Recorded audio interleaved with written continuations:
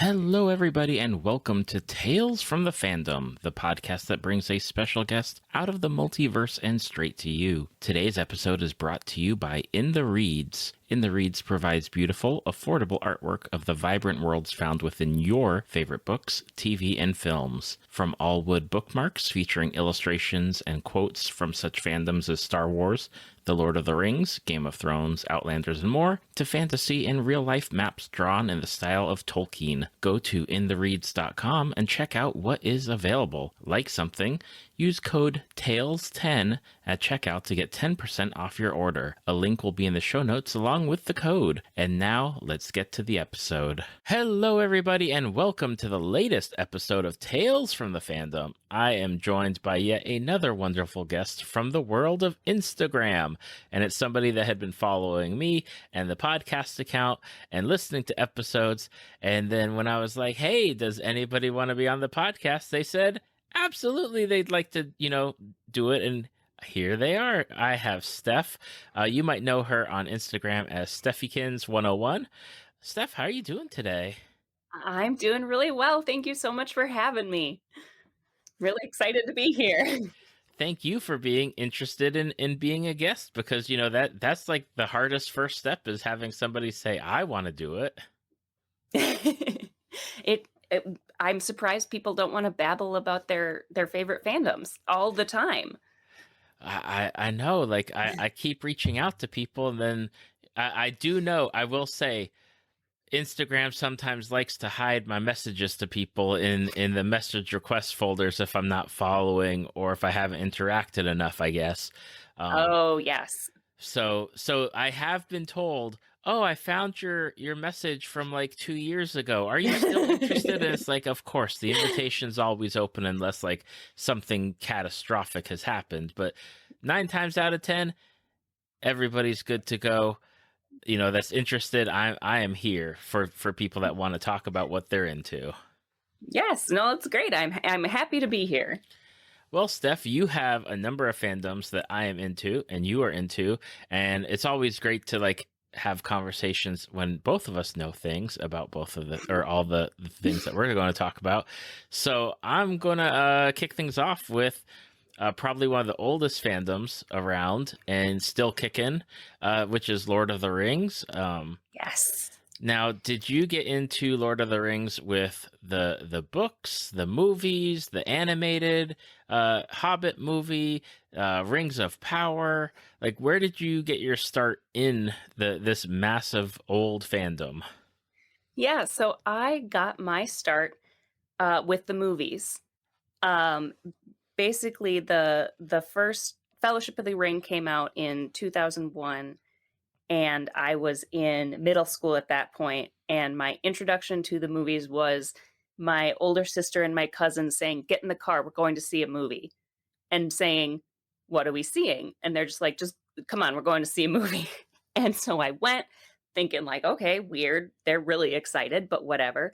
I think I'd heard of the books, but I hadn't read them myself at that point. And we go, and it was like a religious experience sitting in that theater, just watching this movie and having this world open up to me. I'd always liked fantasy stories,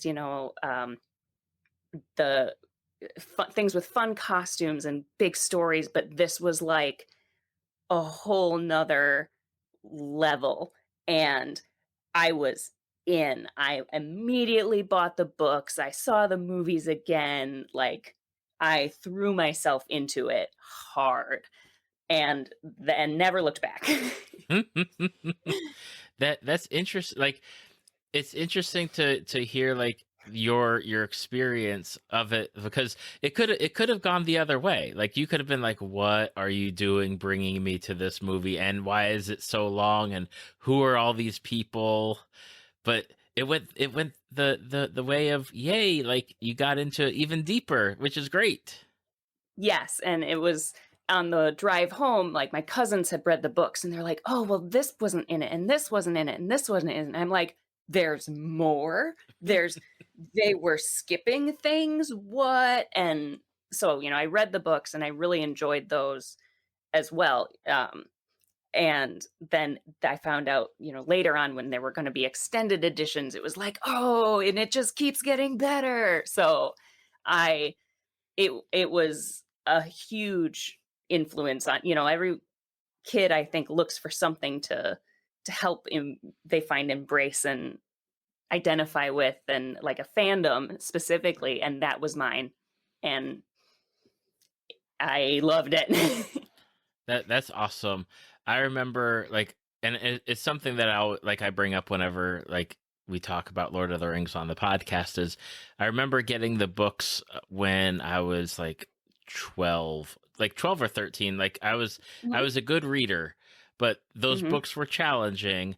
And then for the longest time, because I read them like once through, and then I was done with them and moved on to like more other book series and stuff. Yeah. Um, but I always thought Merry and Pippin were girls, were female Okay. hobbits, and I was like, okay, Mhm. like. And then I saw the movie, and I was like, oh, they are not female hobbits, but that is okay. Yep. Yeah, the hobbits, the different characters and the relationships that they build, being able to see it on screen for me, and then going into the books, and it's a lot of the relationships are very, very similar, though, watching them play out and reading them are sometimes different. So it was just a really cool thing then to be able to identify in the books things I maybe liked more than in the movies, or vice versa even. So I'm not I'm not mad that I found the movies first. Right. Right, because you got to have that experience of like, oh well, I've seen the movies, and now I get to like know everything in the books that they didn't put in there.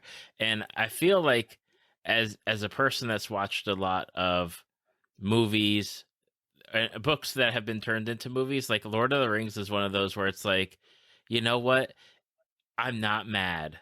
I'm Mhm. there's not anything where I'm like, I really wish they had done X, Y, and Z, because Mhm. I feel like they translated it the best to their ability of getting it for the populace of people watching it.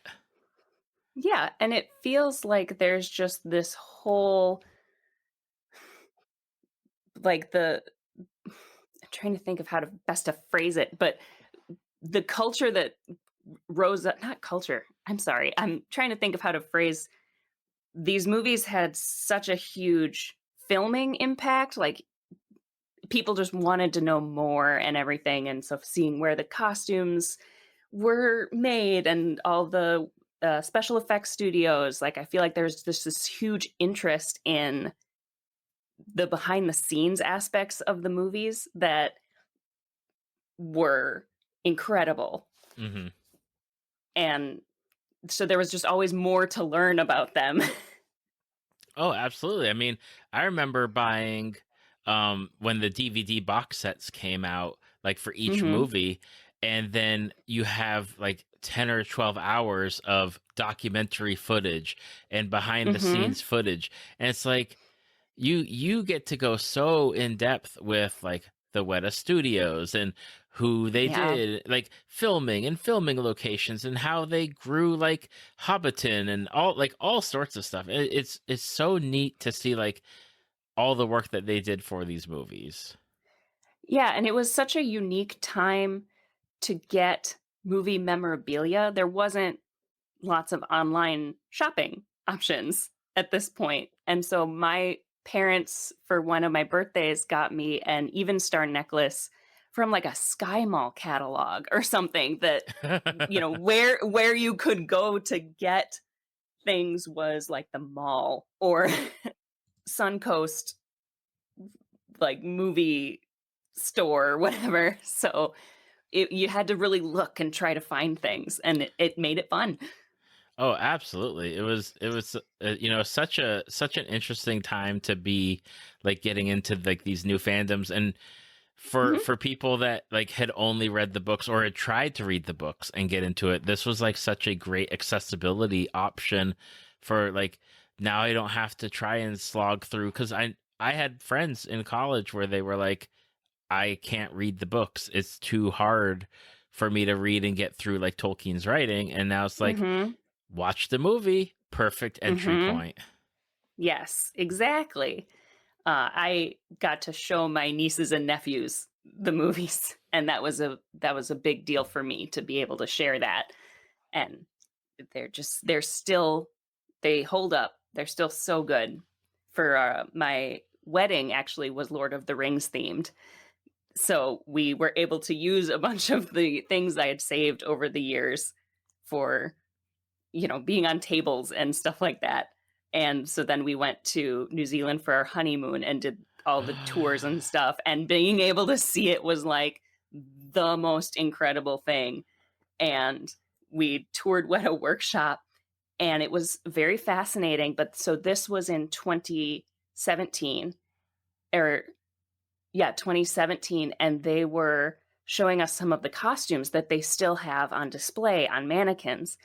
And there was like a Urukai and like a Gondorian soldier, just some more background things.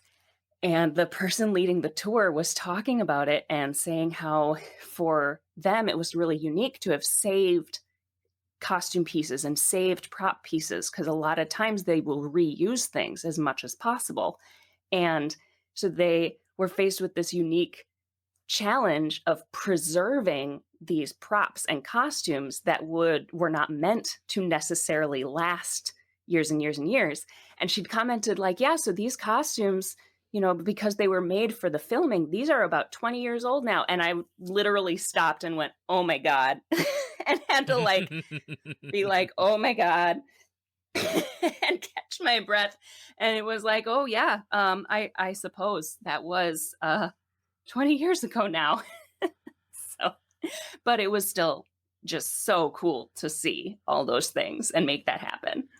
That is like on my bucket list of places to go, is going to New Zealand and to see whatever's still there, because I know it's been so many years now, and by the time I go, it'll be even more years. And it's like, they can't.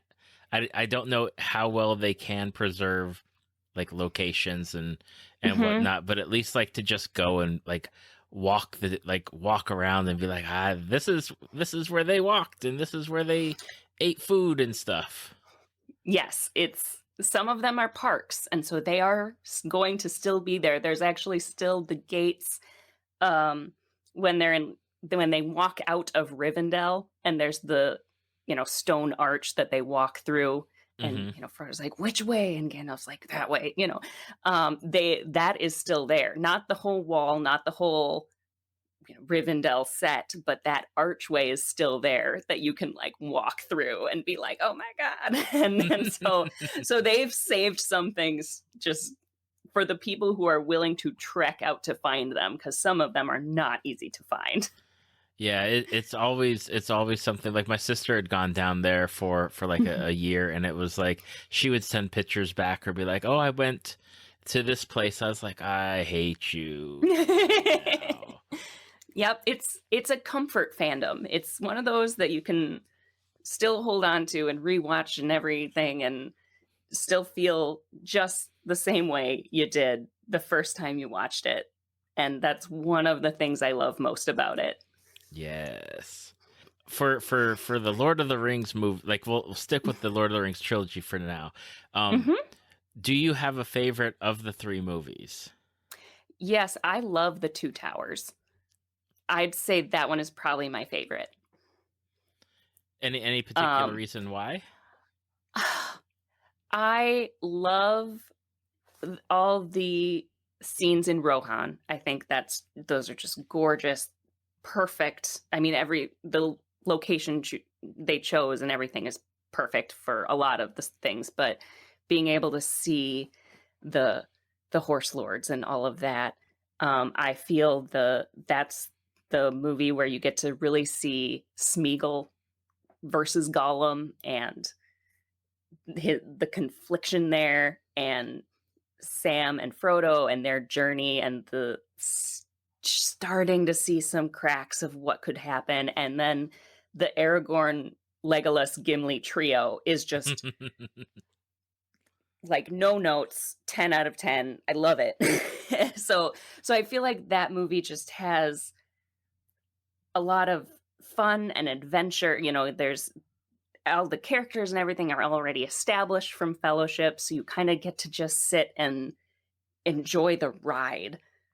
And the whole Helm's Deep is incredible. I love Legolas surfing down the stairs on the shield. I am for all of it. So I'd say Two Towers is my favorite.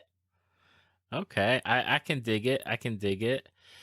And of course, where would I be without asking, who is your favorite character? Oh, well, I was, in middle school when these came out, so I was a huge Legolas fan. I have the cardboard, life-size cardboard cutout that I got as a child and is still in my office because you just don't throw something like that away. Of course not. Of course So not. in terms of like character, I think Aragorn is just the story there, and the casting of Viggo Mortensen for that character. There was a debate once about that I read and on Twitter, so it doesn't matter. It's not actually important, but it was a debate about perfect casting, and everyone had negative things to say about other things anyone posted, except someone had Aragorn, and it's like no one could disagree with that. I don't know. I think Aragorn is probably my favorite character in terms of story, but again, the nostalgia, like Legolas is just has that. There's always just you always remember your first big crush, and that's what I have there. I totally understand.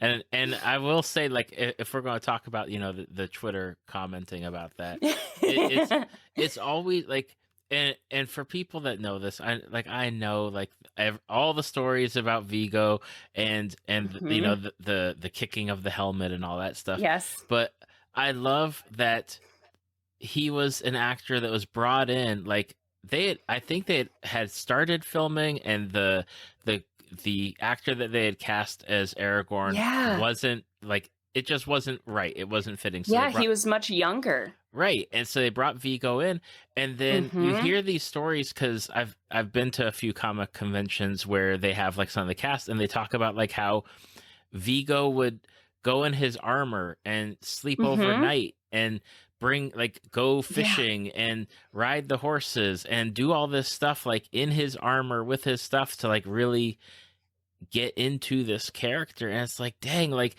that is awesome. Like those stories, whenever you hear them, it's just like it adds like a whole new layer to what they were doing. Yeah, Billy Boyd and Dominic Monaghan, who played Merry and Pippin, they've started a podcast called The Friendship Onion, and they talk anything and everything, because those two are very good friends in real life now, because they, were together all the time in those movies and got along very well. And they tell a bunch of stories from filming, and there's some great ones of Viggo just helping out those four guys offset, just like, you guys good, you look cold, and things like that he was just looking out for them. So it's just I like to think Viggo Mortensen just had the best time, because how could you not? Right, exactly. Like it's just so wonderful. Like, and the whole cast and the way that they're all like connected is just one of those, like, I like to use the word like it's kismet. Like it was meant to be. Yes, exactly. So the movies, the costumes, the stories, it's all just a huge piece of my heart. Now, out of curiosity, because they have the Amazon show Rings of Power. Is that something that you got into? Have you watched it yet? Where are you with stuff outside of the trilogy? Yeah, I am just fine. I'm, in my mind, as much Lord of the Rings I can get, the better. I have been watching the Rings of Power show. At this point, I am not finished yet, but I've enjoyed it. Think you can I think I can watch it and know that even if there are some things that don't feel quite the same or align quite the same, it can be its own story. And I've really been enjoying some of the storylines they've been doing, and the cast is just incredible. So I've enjoyed it. I have not watched it yet, but Mhm. I was trying to keep myself from like spoilers. Of course, I got spoiled at like Y- near the end. People Yeah. started posting about, but I think this week we're recording like the second week of November. I think I'm going to try to like binge it all in the next week to see like, you know, get into it and see, because I love that they're expanding on the Lord of the Rings realm and like going Hmm. backwards and doing things that maybe were only in like books that even more people didn't read. So Yes. I'm excited to see like how it translates and how it stacks up with everything else that's been out there. Yeah, and in my opinion, adding things to storylines to create more depth, or because maybe they couldn't get certain rights to use other storylines. I don't know. I don't see as much of a problem with it as long as it's still a fun and good story. And I've seen some people complain, like their biggest issue, and I don't think this is a spoiler, but is that people are always just in the perfect place at the perfect time to meet for things to happen. And I'm like, have you read the Lord of the Rings? Like Frodo and Sam ran into Merry and Pippin like in a farm in the middle of nowhere, like things like I don't know. I feel like some things you just kind of smile and enjoy, and that I like doing that sometimes. Exactly. Like what are you not going to have them meet and do stuff? Like come on. Exactly. Meeting by chance is the name of the game. Exactly. Like come on now, people. Come on now. Last question, as far as Lord of the Rings goes, because not only were there the Lord of the Rings movies, but there was the Mhm. trilogy for the Hobbit. Yeah. What was your thoughts on that? Because I know it's very mixed. Yeah. With people not liking it, some people liking it. What did you like it? Were you into it? I have evolved my opinion on the Hobbit trilogy. I in it's in my ranking, the Lord of the Rings trilogy will always reign supreme. When they first were making The Hobbit, I confess to being someone who was like, why are they making it 3 movies? It doesn't need to be that long. And, I think it still maybe doesn't, but I watched them when they first came out and was kind of disappointed at some things, kind of enjoyed other things. And then I actually just rewatched them a few months ago. I have movies playing and things while I sew. And so I had those going while I was sewing something. And I liked them a lot more the second time because I kind of told myself, like, maybe if I watch them in their own light without just constantly comparing things to the book. And I did enjoy them a lot more. And um, Martin Freeman, oh, is that the actor It who plays is. Bilbo Baggins? Yep. Oh my gosh, just incredible. He is perfect Bilbo Baggins. So I did enjoy them a lot more when I was rewatching them, and found a lot more things about them that I appreciated and thought that was really well done. So I think, again, just finding things to enjoy about movies and shows is makes life a lot happier sometimes. I was saying that to somebody else recently. I was like, I am glad that I am not a movie or TV show critic where Oh, I have to like, critically, be mindful of it, where I can be like, you know what, at a certain point people worked really hard and they did yeah. what they did, and this paid a lot of people for like what they were doing. And if I don't like it, that's fine. And if I do like Yep. it, that's fine too. And I agree that, like, on my first viewing, I didn't like it. And I was on the same boat with you. I was like, why does it need to be 3 movies? The animated one was like 80 minutes. Yes. But, there's a lot of stuff that works, and then there's some stuff that I personally just get disappointed or frustrated. And it's like, you know Yeah. what? They did what they wanted to do, and Yeah. I can take the pieces that I like and enjoy them and, move on and watch whatever else they make. Yeah, and you can, in my opinion, be a fan and not be diehard about Yes. every aspect of the fandom. But at the same time, you don't need to drag every little thing that you don't agree with.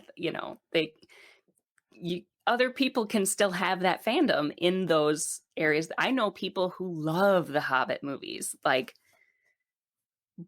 just so much. And so I think, yeah, that's great because it's still within this fandom that I love so much. So we have common ground. Exactly. And I think some more people in other fandoms need to take that into consideration because there's a lot of stuff, especially on Twitter when it's like, I really wish you guys would just be like, you know what, you like this, I like this. We might not like the same this, but we're still fans, and you don't need to be poo-pooing on people. Yeah, and you're just welcoming more people into the fandom, which Exactly is always great. More people recognizing that this thing you love is awesome is incredible. 100%. Now, on top of Lord of the Rings, we're gonna jump over to something completely different, but it's also long running. And I have to admit, like, I wasn't into this show until somebody told me, "Hey, you need to watch it," and I binged like the first like 6 or 7 seasons really quickly, and it was like, how did I not watch this show before? Because it's wonderful, and that's Bob's Burgers. Oh, Bob's Burgers. I love it.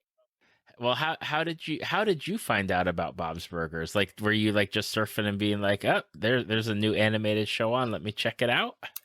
Yeah, so I had a friend who was a huge fan from day one, like when it aired. And she was telling me about it and was telling me, like, you need to watch it. It's so good. And there's a character who reminds me so much of you in this show, and you just need to watch it. And I was kind of on the fence because the voice actor who does Bob, H. John Benjamin, also voices Archer in the show Archer. And I loved that show. And it can be very discombobulating to watch two animated shows with the same main voice actor that are so very different characters. And so I was kind of hesitant because I knew that the voice actor was the same and that the character was very different. And so it was just kind of like, I don't know. I don't know that I'll be able to watch it without crossing the wires in my brain. And so I watched a few episodes and did enjoy it, but it was kind of like, okay, I don't know. And then I was just binging all of a sudden. Like before I knew it, I was watching through. And by that point, I think there were 3 or 4 seasons out. So there's 12 now, 13. So this was years ago, but it was one of those that I was like, okay, yes, no, I very much enjoy this. I can separate them in my brain. It's the same thing with me. I think it's with Louise's voice actor, where Oh, yes. she pops up on so many different things. I'm like, wait a second, that's Louise. Yes. Kristen and Schaal. Oh, yes. She's also in What We Do in the Shadows. She's in Gravity Falls. She's just incredible. Yeah, I was like, I recognize that voice. The whole team there is amazing, and yes.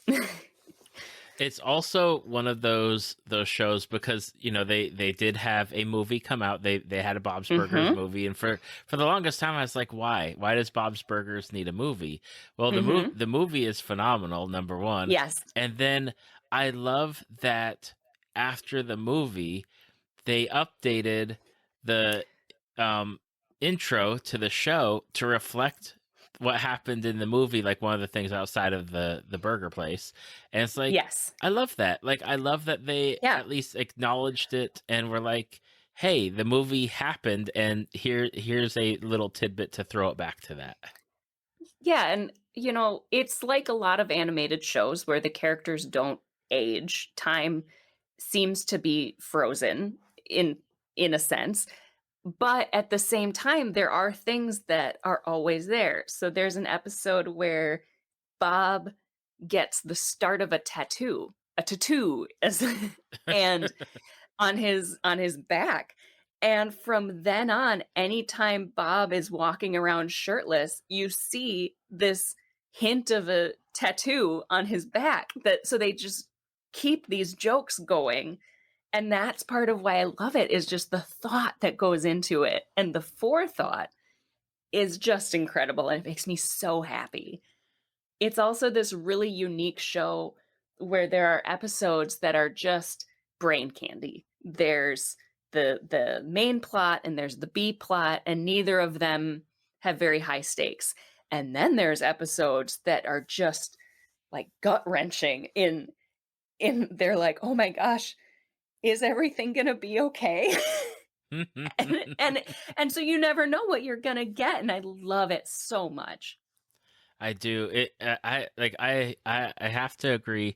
And I think one of the other strong points about Bob's Burgers, not only with the main set of characters, but they have a really deep, like, well of, background characters that they weave in and out, to where it's like, I don't get sick of them. I don't get to be like, okay, you know what? I've seen this character too much.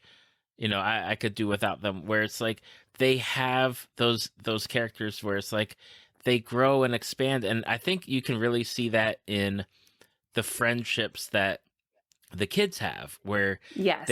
they have these expanding friendships, like with like specifically, like the one that pops into my mind is Rudy, with the regular inhaler. size Rudy. And it's like, I really dig how, like, he's become one of those, like, go-to characters that they lean on when they need someone for the group. But I also like it's not Jimmy Jr., it's his friend. Zeke. I love that they have grown Zeke as a character, where, like, he's not just this character that you think one way. Like, by the time you get into, like, whatever, I think it's like season 12 that we're in, like, Yeah. Zeke is this really well-defined character that I would not be sad if we got a whole episode just on Zeke. No, he was at the start kind of not the bully, but like the kind of dumb kid who just wanted to wrestle all the time, and now he still wants to wrestle all the time, but he's just part of this group, and he's funny and has his own, like, character drama. There's a whole episode where he's trying to get out of the school to go and visit his grandma before she has her surgery, and wear the school mascot costume, and it's like, just, they give him so much depth and then turn it around, and he's just dancing around in a whaler's costume and making a joke. And I just love that they can transition that way. It's so much fun and just makes me happy. It is one of those shows where, like, I will forget to watch it, and then it's like, oh yeah, I've got Bob's Burgers to watch, and then catch up on like 2 or 3 episodes. I love seeing the burger of the day. I love seeing, like, the little introductions with who's moving in, and the exterminator company and all that. Yep. And one of the things that somebody had pointed out somewhere was, Bob's food prices are not unreasonable, and you can get, like, a good meal for a good price there. Yeah, like $5, that $5.25 for the special or something like that. Yeah. Yeah, and it's still a restaurant. Like, they still have the oh yeah, they have to work and run a business, and the kids have to help, and it just is so wacky but also heartwarming and touching at the same time. There are times where I will watch an episode and just connect with Bob so much on a parental level, on a I've got to cook for this family level, on a oh gosh, like what are we getting up Hmm. to now? Like what is my wife making me do now? Like why can't I just do this? And it's like, okay, let's go do what you That want to do. Okay. I love how the characters are so relatable and how they write the kids in ways that I'm like, "Oh yeah, that's very real for a kid." Sometimes cartoons about or where they're about kids, they're either too not childish, but too much just a kid and what the stereotype of like what a kid is, or they're too adult. And I love how the kids are like there's an episode where Tina, who is boy crazy, looks up and makes eye contact with a random boy and is suddenly like, "Oh my god, do I have feelings for this kid because I just made eye contact?" And I'm like, "Oh, that is a very 13-year-old girl thing to do. That is hitting a little real." Or one of the more recent episodes, so spoilers, I guess, is Louise is really jealous of a job Tina gets to do because Tina's bigger than she is. And Yes. she has like dreams where her hands grow bigger and Tina's hands grow smaller. And then she gets to do the job. And I'm the youngest of four. And that, as stupid as it sounds, is like, oh, yeah, I had those dreams as a kid where I could do things my older siblings got to do and I got to do them better. And so there's these little things that are so real and make it so much better. Absolutely. Now, out of the Bob's Burgers universe, Mm-hmm. do you have a favorite character? Is there one that you can be like, this is the one, or if you need more than one, that's cool too. Yep. Nope. I'm a Louise. I'm a Louise Belcher all the way. She is the little chaos goblin that lives in my soul. And there's times where she'll make a plan and I'm just like, yeah, that's exactly what I would have done. Or my friend who wanted me to watch the show was like, we'd lived together in college and she was like, yeah, you're Louise. You are the bad idea fairy that is just running around causing chaos. And so I love Louise so much. Oh my And it's like a goodness. youngest sibling, you know, solidarity thing. It is a show where I constantly wonder, like, how are they going to keep going with this? What are they going to Mm-hmm. keep doing with this? And yet they find ways to Yep. keep it going. Um, have there been times where there's not been like strong episodes? Sure, but like Yeah. there's been some really strong seasons, and there's been some super strong Yes. episodes where it's like, you know what, I enjoyed the episode for what it was, but then you get hit with like this other episode where it's like, dang, like this is really good. And Yes. I think them being not as successful and them being like struggling and like, how are we going to pay our bills this month and what are we going to do, Mm-hmm. like that, it connects with me more than like some other shows would have. Yeah. Yep. It's they keep finding great things that I would never have even considered they'd go that direction or make a whole episode about this, and it's just incredible. And they like you said earlier, have such a rich cast of supporting characters that they can just bring in. Like when I know when I see the fish odors come in, it's like, okay, this is going to be amazing. Or they have so much that they can do with this whole community that they've built that I will keep watching this show as long as it is still going. Exactly. It'll be when they announce like that Bob's Burgers is ending.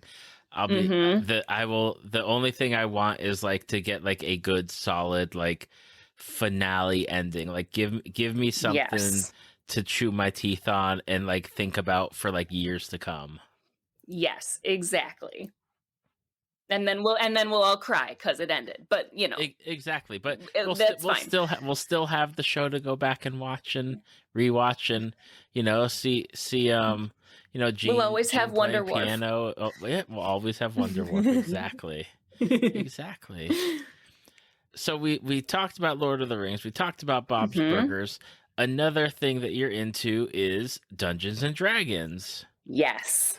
Now, is this a recent fandom you've gotten into? Is this something that you've been into for a while? Like, where did you get your start with D&D? Yeah, so I guess it is more recent. I've been playing for 5 or 6 years now. So recent in the scale of, you know, the other fandoms that I'm interested Right, in. right. Um, I got my start a few years ago. A friend of ours had played before with a different group of people, and I'd had friends who played growing up and just never was able to get into it with them. And so I was familiar with the concept, and then there's all sorts of the podcasts and the newer shows that were bringing it more to the forefront. And so I had a friend who had played, and he really wanted to DM, and he asked a group of us who had never played before if we would play, so that he could get a chance to DM and we could get a chance to play. And I was like, yeah, that sounds fun. And so we started playing, and it was a big group. I think there were 7 of us Ooh. plus the DM. So it was like a big group because he invited a lot of people thinking some people will drop out. Maybe no one's played before, so some people might find they don't enjoy it. So there were 8 of us to start, and one person dropped out, and everyone else was like, no, we're in. And so that was the start. And similar to Lord of the Rings and most things, I jumped in with both feet, and loved it. I'd always loved, story building and acting and things like that. And so was able to just use those creative energies in a whole new way with the frustrations of dice. And I was all about it. Do you remember your first character? Yes, my first character, her name was Gwen, and she was a half-elf rogue. And she was more of an arcane trickster. And that was an interesting first character to be, because it wasn't so much.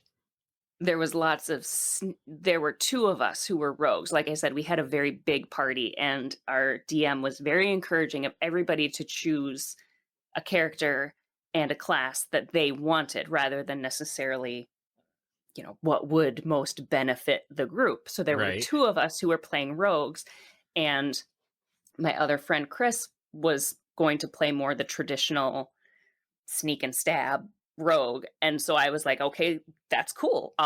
There's ways, I get to build this character. I will go a different route with it. And so my character was essentially Harley Quinn, just as more of like a rogue, but using lots of characters have magic now, and so she had arcane trickster magic, and so she would cast like bouts of laughter or things like that to distract people, and just trying to talk her way out of things rather than sneak through things. And it worked very well. That is awesome. It's always like that. And it's something I wish I could go back to when I first started playing like Dungeons and Dragons or other role playing games, like Yeah. that time before like you knew about what you were doing, where you just like made this character. It's like, this is the character I want to play, not thinking of like stats and skills and powers or anything like that. You're just making like a pure character. And then once you Yes. get into it, you're like, well, I need to do this to get this and this, and I need to have Yeah. this like be a certain level, and then it's like, okay, it changes over time, but dang, like those like first characters that you make are always the ones where you're like, that was really cool, and I like that, even if it didn't work, I liked Yes. it. Well, and for our friend who was the dungeon master, it was a lot of fun too for him, because he was doing a homebrewed campaign, so he was just building it as we went. And for him to just spend hours on these things, and then we would just destroy. Like he kept being like, you keep breaking the game, and it's like not breaking it, but like, oh, you keep doing things that I didn't think you were gonna do, and I had this whole trap planned, and then you just Molotov cocktailed the whole thing and walked right through. Or there was Yep. a whole acid pit, um like a not a maze, but like you had to step on certain stones, and some of them would disintegrate and some of them wouldn't, and it was this puzzle that you had to figure out your way across. And then our druid cast water walk, which works on acid as specified in the book, and just trapezed her way across, and he just sat there with his head in his hands and was like, that was 4 hours of work to build and you just destroyed it. Okay, moving on. Because, you'd kind of just got to be like, okay, moving on. Yep. But that's how it goes. So now that you've been playing for a number of years now, Yes. do you have like, do you still go lean towards rogue, or have you branched out and tried others? Do you have a favorite class? Like where do you find yourself at, like if you were playing? So I like to play more charisma characters because, as you can obviously tell, I like to talk, and I can do like fighting and things like that, but the real fun I have with it are the characters that can interact more with the surroundings through speaking or trying to get out of things. And so my favorite character that I've played was a bard. She was a tabaxi bard, so essentially like a cat creature, who played a fiddle. And my friends and I just actually over in the spring we were doing the Curse of Strahd campaign, and I was playing her for that. Pinnacle of the Mountain, and her friends called her Pin. And she was definitely I know what's best here, and I'll just do it, and everyone else will be fine with it. And it was fun because I played her she was a bard, but I didn't do the stereotypical like seduce first, ask questions later. She was a cat creature, so she just told people, here's what you're gonna do for me. And then I put all my stats into charisma and dexterity. And by the end of, and it would just be like, okay, so people do things for you because you look at them with big eyes, and it just works. And we were playing that game for like 3 years because COVID hit, and time means nothing. So it took a long time, and so we just kept leveling up. And by the end of that campaign, I was adding plus 13 to all of my persuasion rolls, and was just like, you want to do this for me. And it was just, I have the most fun with chaotic neutral characters too, because there's more kind of freedom to do you can do both of whatever sounds best at the moment. And sometimes that is not the right choice, but it's the most fun choice. And that's kind of the characters I identify with most and enjoy playing the most. That's really awesome. I love getting to hear like little stories like that, like especially doing a long running campaign like that where you get to actually grow the character and see them develop, and just be like, you will do this for me because I'm super awesome. Because I'm super adorable. Look at my eyes. Exactly. That was a real fun campaign because we had a group, and like I said, we were all playing for so long. It's a long campaign, and then we made it longer because we were about to like march to the castle to have our big final confrontation in February of 2020. And then everything shut down, and we didn't. So we were like, we're about to end. We don't want to end this game virtually. We'll happily play virtually, but we've been playing this game at that point for like a year and a half. We don't want to end it. We want to end it in person and like have a party. And at that point, everybody was like, oh, this will be like 2 months. Right. Obviously, we know it is still going on. But so we were like, oh, we'll do like a side quest and just do that virtually so we can keep playing, and then we'll get back together whenever we can. And that side quest ended up being much, much longer than we anticipated, but it was still fun because then we got to keep playing and keep developing these characters. And finally, when we ended the game, we got to do little epilogues for everyone who survived, and just have the closure of, we're closing the book on these characters. We keep playing, but being able to know what happened and that we were able to put in all that effort and come out the other side, and I survived. So and that's self-preservation. All that matters. Self-preservation was a big thing for Pin. So so everyone in that team knew, oh, I will cut and run if I have to. I was saving a dimension door just in case. That is awesome. I love that. Out of curiosity, like, are you only, like, as far as like Dungeons and Dragons go? I know a lot of people sometimes, Dungeons and Dragons, but then they get into other role playing games. Like, have you explored other games, or are you primarily still D&D? So I've played D&D. I've just started, actually. A friend of mine has started a Kids on Brooms campaign. I don't know if that's the word for the type of game, but it's not Dungeons and Dragons. It's a different system. We literally just had our character planning meetings and stuff, so a lot of it's still being worked out. And so I'm going to start playing that one, but I like listening to some other things. So there's a great podcast that I love called Could Have Been Heroes that is role playing, like tabletop role playing, but it's a unique system that the DM built based on fairy tales. Okay. And it's so much fun. They finished their first like campaign, I guess.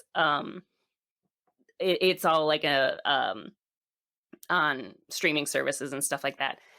And so they finished their first campaign, and it's just fun and wacky. And because Robbie is the DM, and he's a friend of mine, and he built these systems, it's one of those, like, anything could happen, but there's also this big storytelling element to it that I don't get in other, like, sometimes you don't get in Dungeons & Dragons, like, background storytelling. Right. And so I really loved that, and like just hearing those kinds of stories with it. That's awesome. I'll make sure to put the link in the show notes, so if somebody wants to check it out, click on it. It's so much fun. And it's one of those, they have like a cast of characters who their poor DM Robbie, they break their game a lot in the funniest way possible.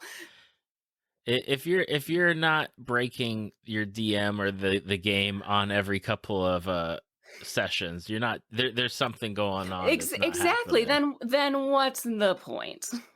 Exactly. Like, I remember, and we're not proud of this, but there was a time where in college we were playing D&D, and we made the person that was running it, because it's like we lived in dorms, so it's like a four bedroom apartment with a shared space, and he got up from the table and went into his room and closed the door, and he didn't come out. Yeah. And it was like, well, I guess we're done for tonight because he is not coming out.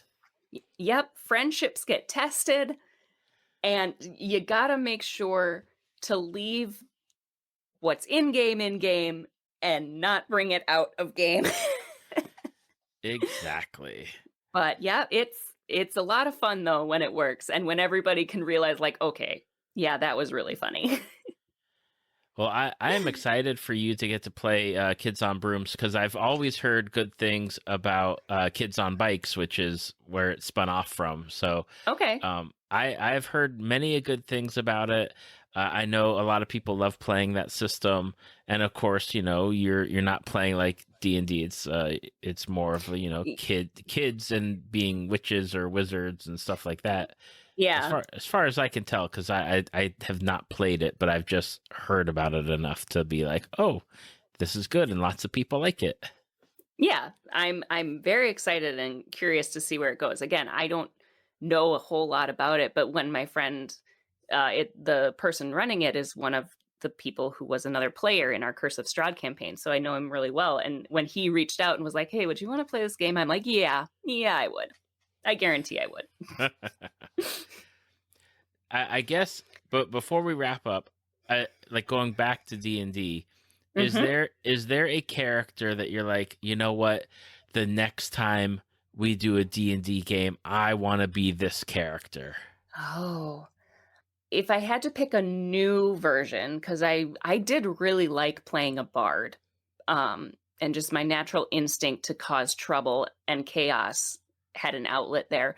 But if I had to pick a new character, I've always thought a ranger sounded really fun and had with some really interesting things that you could do. So I'd maybe look into that. Okay. I like Rangers. I haven't.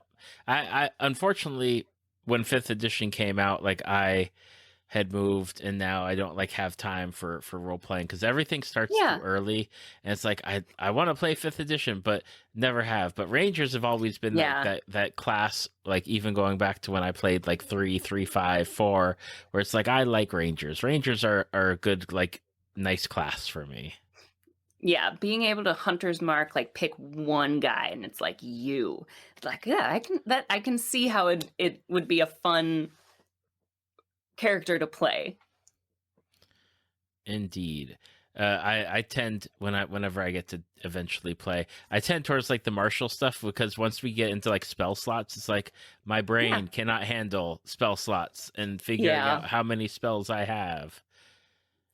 But Yes, and that is fair. And it's I haven't ever done a I guess bards have a lot of spells, now at least in 5e. I know that hasn't always been the case, but I have never done a hardcore magic wielding character. I've never done a wizard or anything like that, mhm. for similar reasons of, you know, being able to keep track of all of that.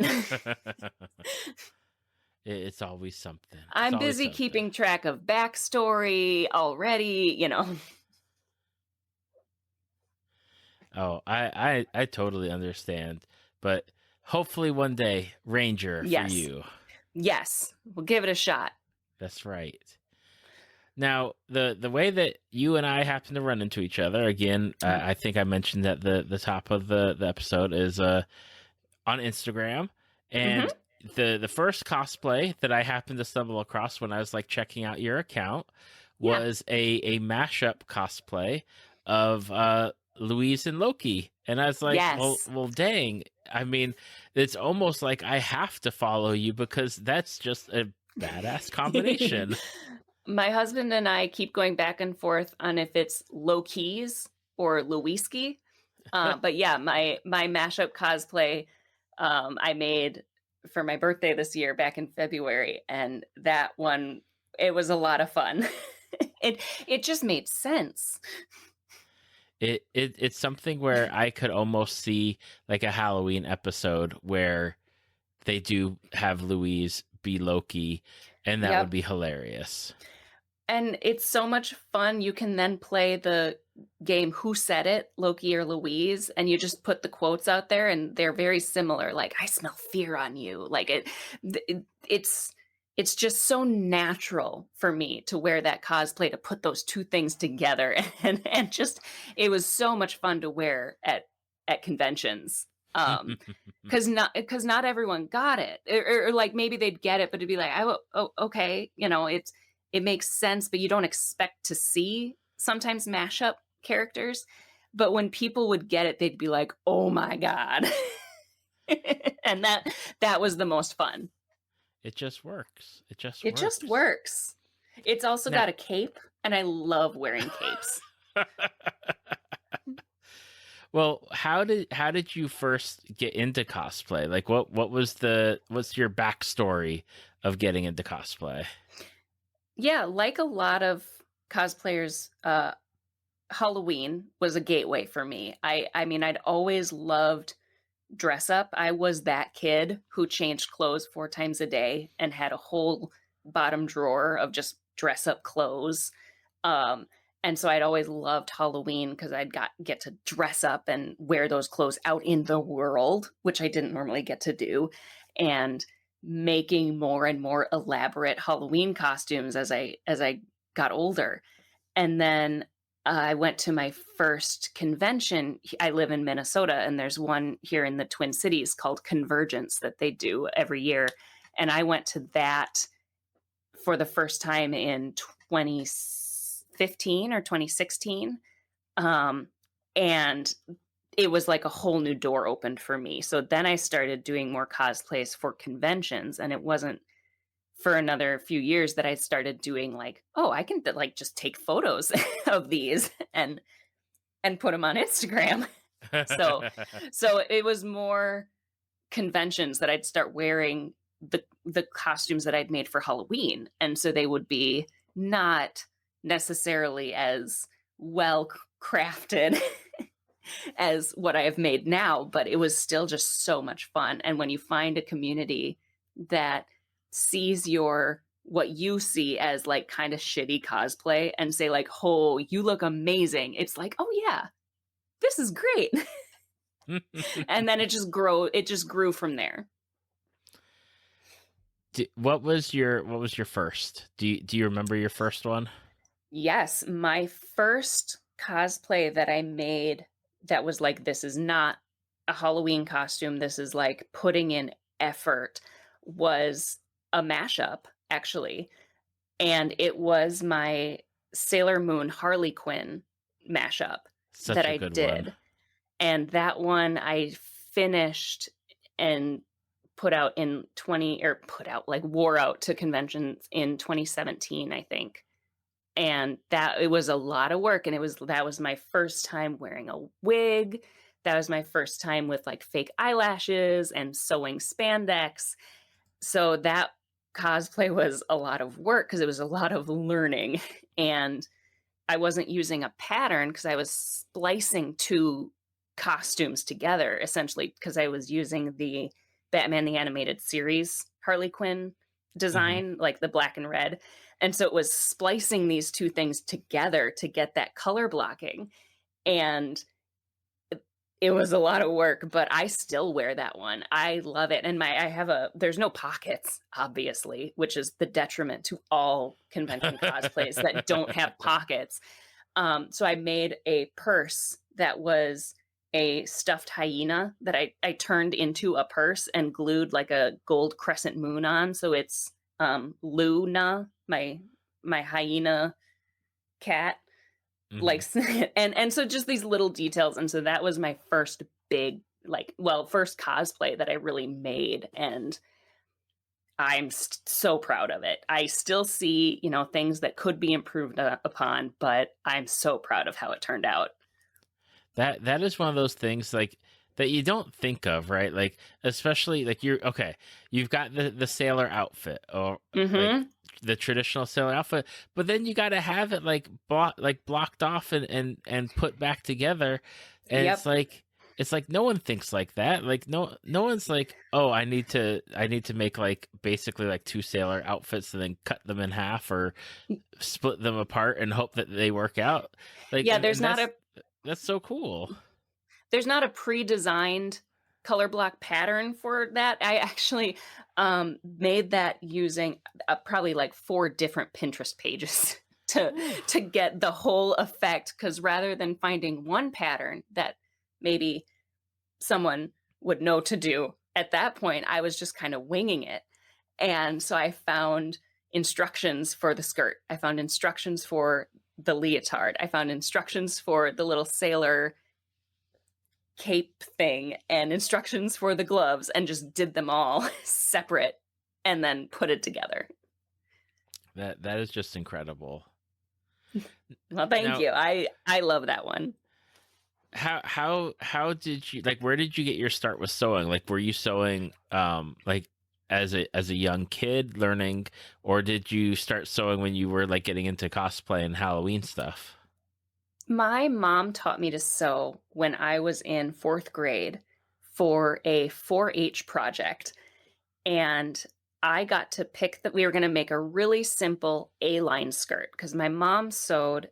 She did mostly quilting and stuff, but she knows how to sew clothes. Um, and so I got to pick the fabric, and that was a mistake because it was the gaudiest, like blindingly green jungle leaf print fabric that probably was ever made. And I, of course, being in fourth grade, just loved it.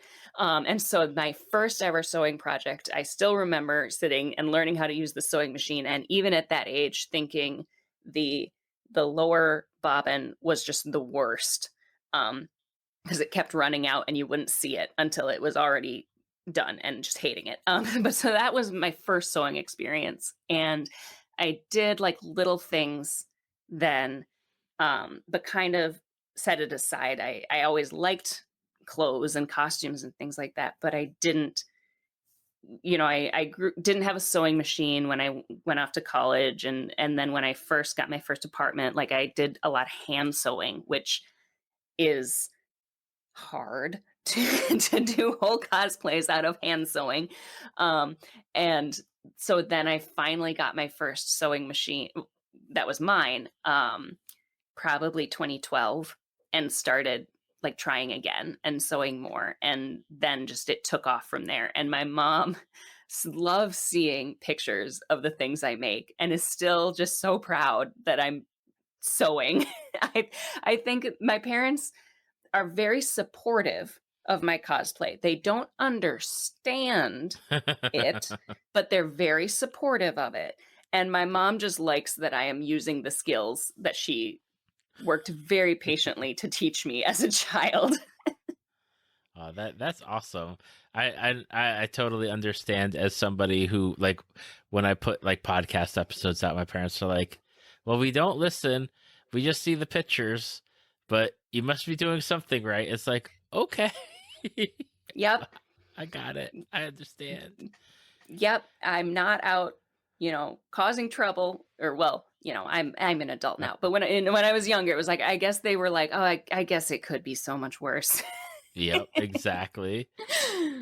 Now, I want to mention before I ask you a few other questions that, Hmm. I when I brought your account up, is like the Loki Louise mashup, but I Hmm. think one of my favorites that you have done, and I Hmm. don't see it a lot out there, is Vanessa from The Little Yes. Mermaid, and I love your Vanessa, whether it's the look that you have, the shoots that you, that the looks that you have, the photography, where you're getting these Hmm. pictures taken, it's just so good.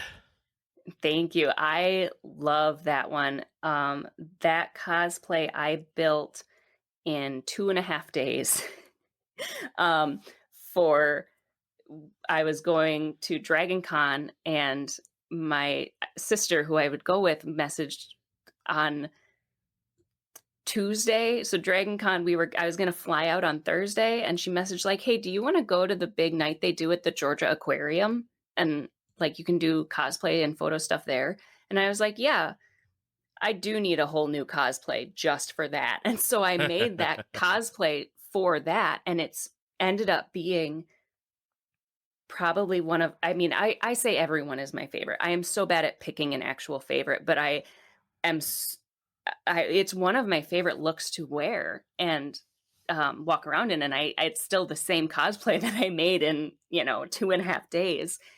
um and then one of my other sisters is a photographer, and Lavender Green Photography, she's who does all of my good cosplay photos are her.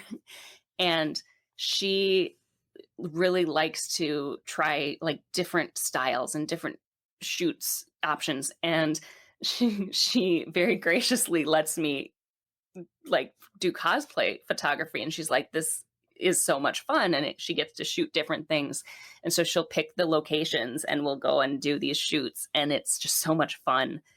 So yeah, those photos were taken in May in northern Wisconsin, and it was very cold. I have this terrible habit of we take these photos when it's very cold, and I'm like walking around barefoot by the water of this river.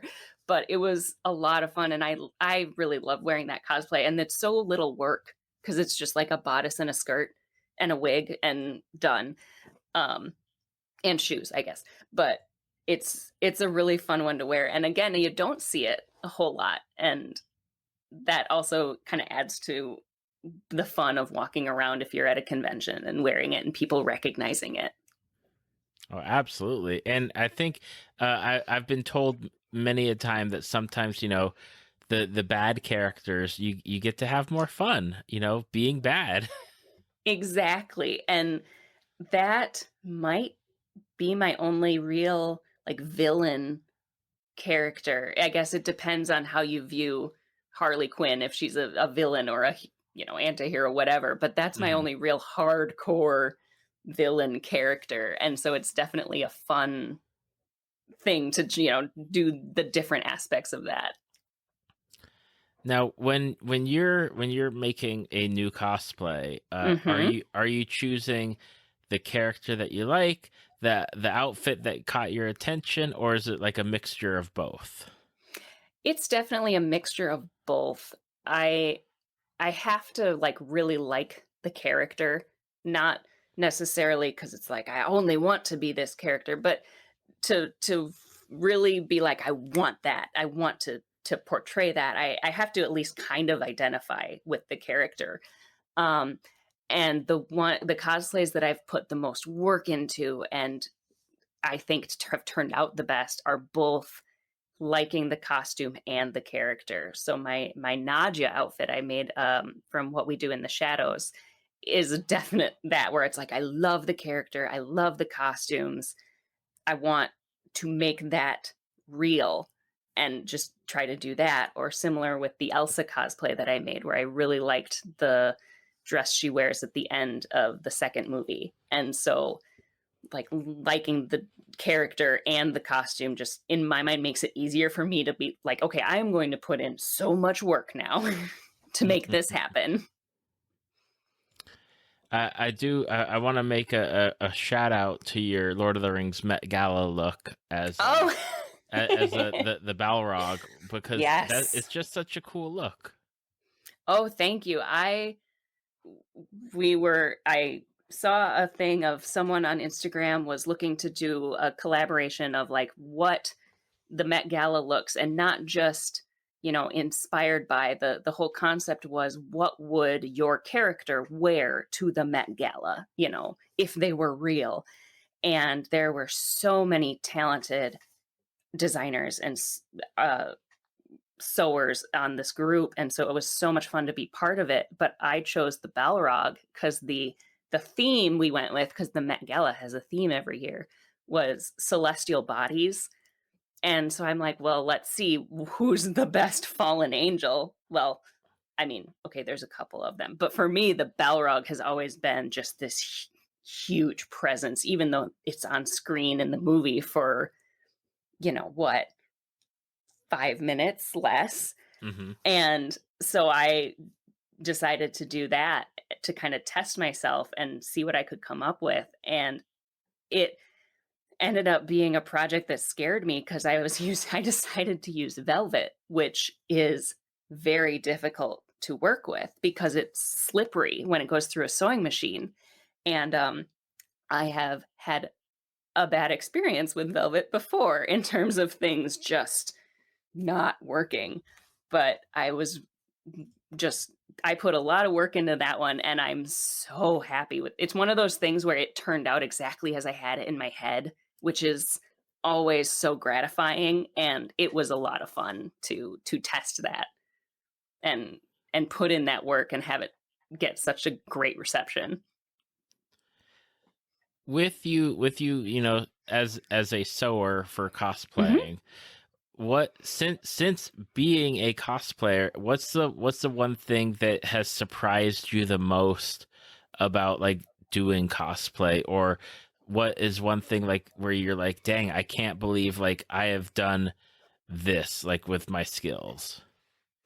Yeah, I would say one thing that surprises me is there's just always more to learn.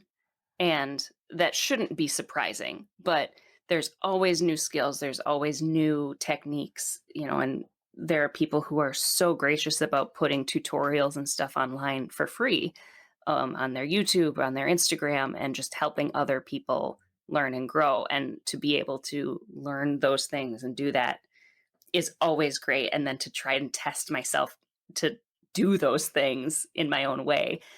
Um, and then other things is just learning what it can be really great to learn what you're capable of in terms of, okay, I have this great idea and it'd be super fun to make, but I don't know if I could actually pull it off. And then putting in the work to do it.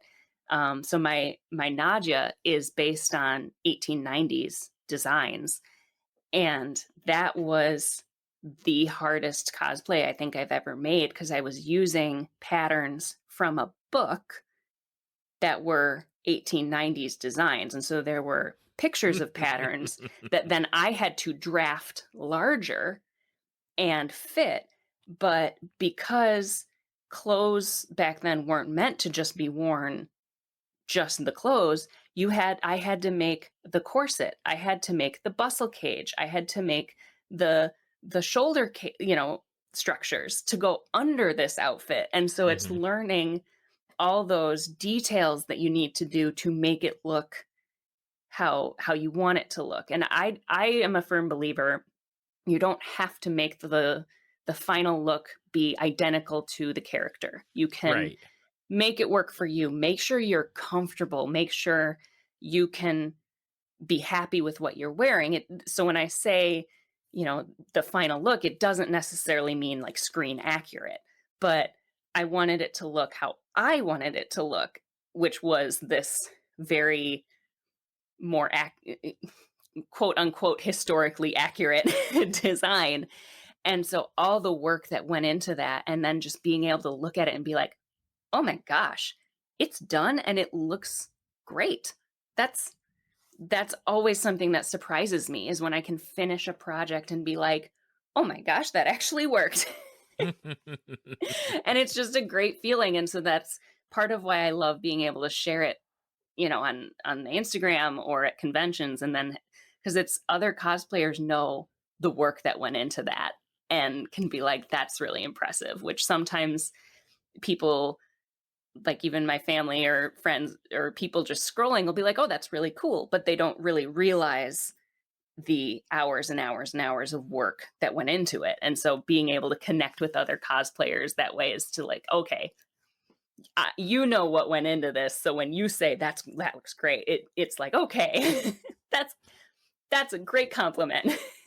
It's one of those things that, as like doing this podcast and getting to talk to people who do cosplay and Hmm. and like do the sewing and creating, it's just it's the hours of not just like doing the labor, but learning how to do it and trying and Hmm. failing and figuring it out. And like just this year I learned about build books for competitions, about like Hmm. showing your stitches and showing your techniques that you used. And it's mind-boggling at times, where it's like, I cannot believe how much work went into this. And it looks like, to me as a outsider, I'm like, that's like a very simple looking outfit, but Yeah.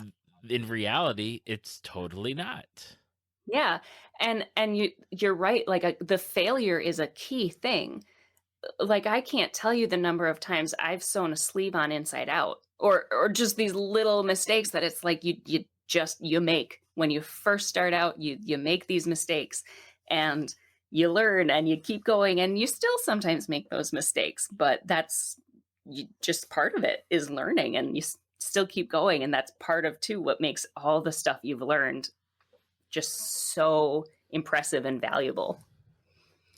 For cosplayers, and it's always one of my favorite questions. And Yeah. generally speaking, everyone has one, and it's the list of cosplays you'd like to do in the future.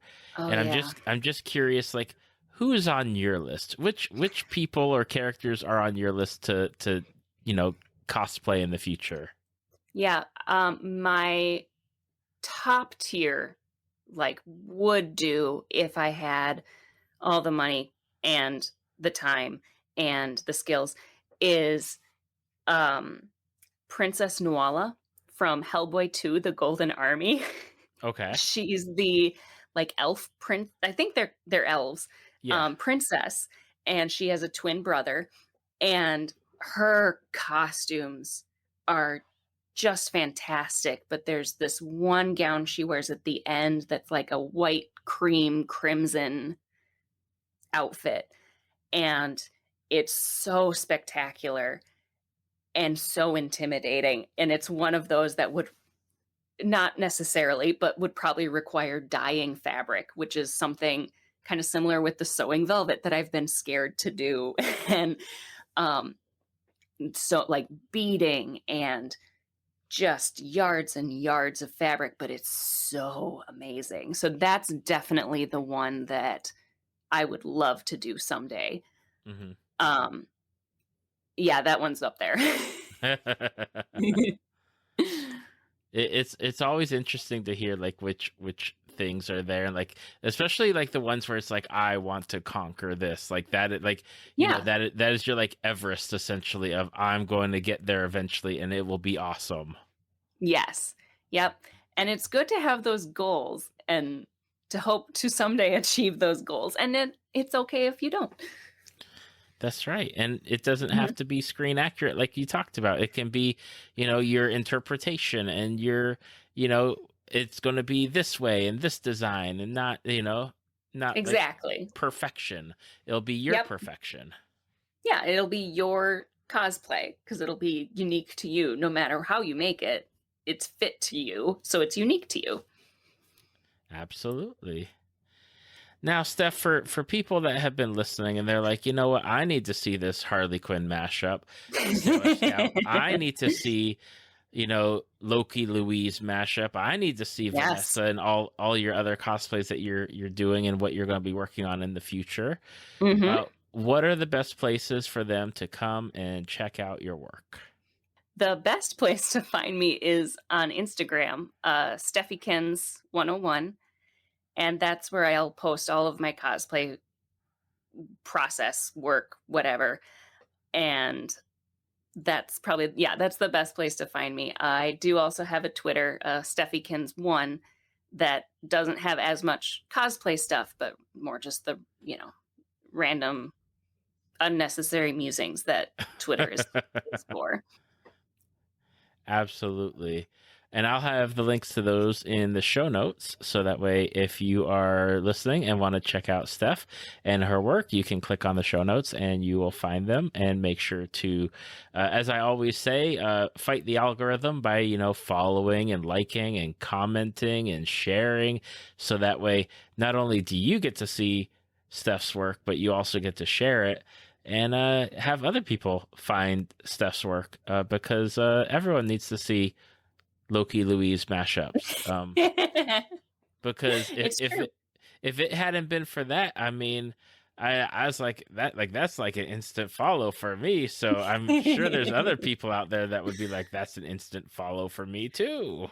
Yep, that was a very popular one.